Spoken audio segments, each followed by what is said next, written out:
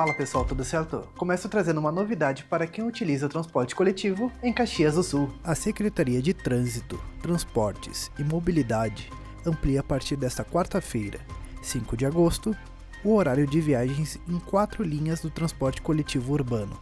As mudanças atendem pedidos da comunidade e buscam reduzir atrasos, adequar os tempos de deslocamento e oferecer mais opções aos passageiros, principalmente nos horários de maior movimento. As alterações contemplam as linhas Coletora Norte, Galópolis, Planalto Rio Branco e Pioneiro Pôr do Sol, beneficiando moradores de diferentes regiões da cidade.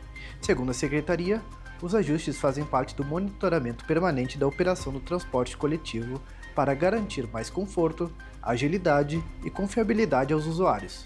Você pode conferir os novos horários pelo QR Code na tela. E para quem circula na cidade, deve ficar atento às intervenções do SAMAI ao longo dessa semana.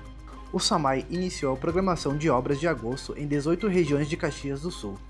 As equipes trabalham na ampliação das redes de abastecimento de água e de coleta de esgoto, além de serviço de drenagem pluvial.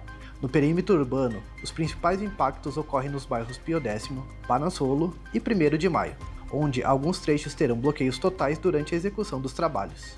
Em caso de chuva, o cronograma poderá sofrer alterações. Para saber mais quais bairros e ruas ocorrem as obras, você pode conferir no QR Code da tela.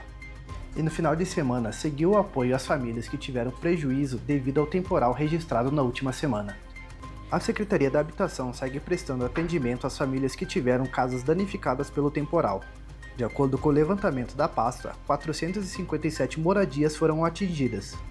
Até o momento, as equipes distribuíram 52 rolos de lona e quase 3.000 telhas para proteger as residências, com prioridade para os bairros Desvio Risso e Belo Horizonte.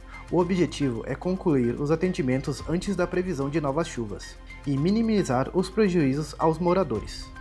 E eu fico por aqui, uma ótima semana e até a próxima!